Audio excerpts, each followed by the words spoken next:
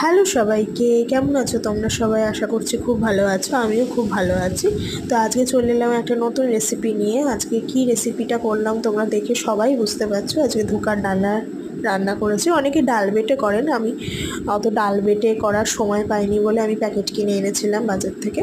তো সেই প্যাকেটটা জলের মধ্যে ভিজিয়ে রেখেছিলাম পাউডারটা 20 থেকে 30 মিনিট, তারপর আমি রান্নাটাও করেছি।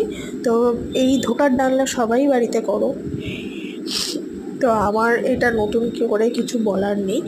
পরপর প্রসেসটা তোমাদের দেখানোর চেষ্টা করলাম। আশা করছি তোমরা দেখছো, আর দেখে আমাকে প্লিজ কমেন্টে জানিও কার কার এই রেসিপিটা খেতে ভালো লাগে আর কারা বানাও বাড়িতে ধোকার ডালনা।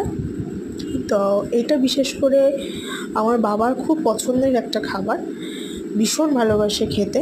তো আমারও খুব ভালো লাগে ধোকার ডালনা। নিরামিষ হলেই আমি এটা বানানোর চেষ্টা করি। আমার মা করে ডাল বেটে, তো আমি অত ডাল বেটে করার সময় পাই না বলে আমি প্যাকেট কিনেই আনি বাজার থেকে। তো পরপর রেসিপিটা রান্না করলাম।